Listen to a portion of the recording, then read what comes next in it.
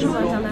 Et en fait, Et en plus, allez, hop, j'ai fini. Et le monsieur était bon, je fais. Ils l'ont pensé, ils l'ont dit et ils l'ont fait. En effet, le premier festival de marionnettes se déroule du 5 au 11 novembre à Aigrefeuille-sur-Maine. L'inauguration a eu lieu à la salle municipale avec coupure de ruban, suivi du spectacle Volpone ou le Gros Renard. Moi, je voudrais un peu parler de la marionnette. Et je voudrais rappeler que les spectacles de marionnettes sont destinés également aux grands.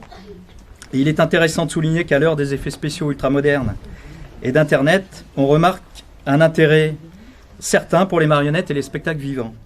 Alors, on peut se demander pourquoi. Alors moi, je pense que c'est peut-être parce que cela reste encore un lieu de possibilité d'échange entre les hommes, les générations, les communautés, et un lieu où les rêves sont possibles et nous sont propres.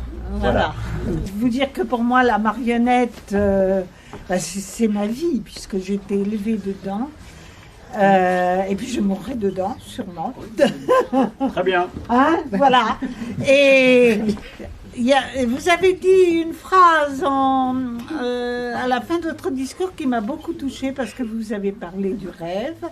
C'est vrai qu'on a toujours besoin de rêves, surtout à notre époque. Et il y a quelqu'un qui a beaucoup compté dans l'histoire de la marionnette française, c'était Gaston Batty, qui était un grand du fameux cartel, et qui a dit « La marionnette est un tremplin vers le rêve ». je crois qu'il était très important de soutenir cette action. Et de soutenir cette action dans le cadre d'une idée pour plus de solidarité. Parce qu'effectivement, aujourd'hui, je l'ai dit tout à l'heure, l'argent public est rare, mais c'est pas pour ça qu'il faut baisser les bras. Et l'argent public ne fera pas tout, mais la mobilisation des gens sur le terrain nous paraît très importante. Et donc c'est pourquoi il nous paraissait important de le soutenir, ce festival, dans ce cadre-là. Dans ce cadre-là, de dire on donne le petit coup de pouce à des bénévoles qui se mobilisent pour faire quelque chose. Et donc ça nous paraissait important. Nous sommes ravis que ce petit événement, qui finalement peut devenir un gros événement, mais est tout à fait, et on devine ce soir pour le lancement de cette semaine, rempli d'espoir chez les petits, chez les adultes. Et effectivement, comme l'a souligné Gilles tout à l'heure, à travers la marionnette, c'est l'expression de textes, de scènes qu'on peut faire transmettre à un public, jeune ou moins jeune, parce que ça adresse aussi à des adultes, où c'est un moyen de communication très actif, très dynamique et très enjoué. Et c'est vrai que nous sommes très fiers, et la municipalité, avec l'ensemble des associations, Yolande, qui est l'animatrice associative, et de nombreux élus autour de la table du conseil municipal, et puis aussi avec cette arrivée de nouvelles populations sur notre commune d'Aigrefeuille. Je pourrais dire que nos habitants ont du talent, et que le talent de chacune d'entre vous émerge à un moment ou à un autre à travers des activités dont vous savez faire preuve de leur maîtrise, et dont vous savez aujourd'hui même les présenter au grand public. Et je pense que là c'est remarquable, et c'est tout à l'honneur des initiatives de chaque citoyen et de chaque citoyenne de notre commune. J'en suis fort ravi, en mon nom, au nom de l'équipe municipale, puis je pense au nom de toute la population d'Aigrefeuille. Place, faites-moi une place. Eh oui, levez-vous. Allez, déplacez-vous. Allez, tout le monde debout, laissez-moi une place. Salut à toi, cher public. Et maintenant, moi, je voudrais voir mon or, mon trésor, ma fortune. Masca!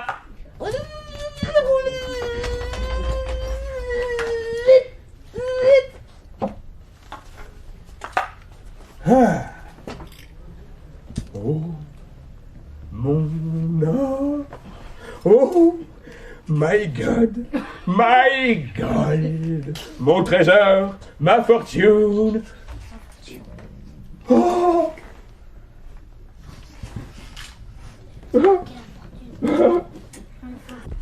À qui pourrais-je laisser mon bien? Et je n'ai ni femme, ni parents, ni enfants. Celui que je désignerai sera mon héritier.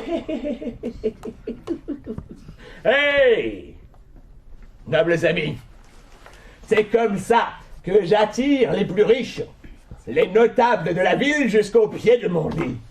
Je leur promets mon héritage. Mais je joue de leurs espoirs. Frottons le fruit du désir contre leur bouche, et à l'instant où leurs lèvres s'entr'ouvrent, eh bien, c'est retiré d'un coup.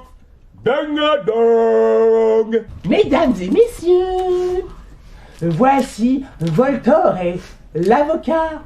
Je le reconnais à sa façon de frapper. Mosca, allez.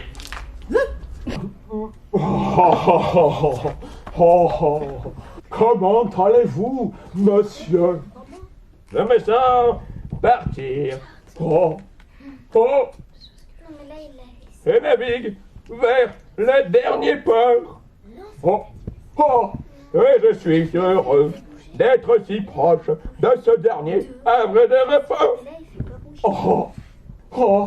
Mais Mosca, est-ce que je suis l'héritier?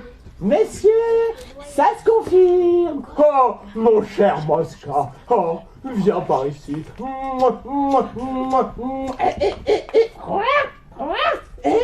Restez où vous êtes. Corbaccio est ici. Ah, oui, c'est Corbaccio qui arrive. Ah, ce crétin, ce dévot. Il ne faut surtout pas qu'il me trouve ici. Il pourrait se méprendre. Oh,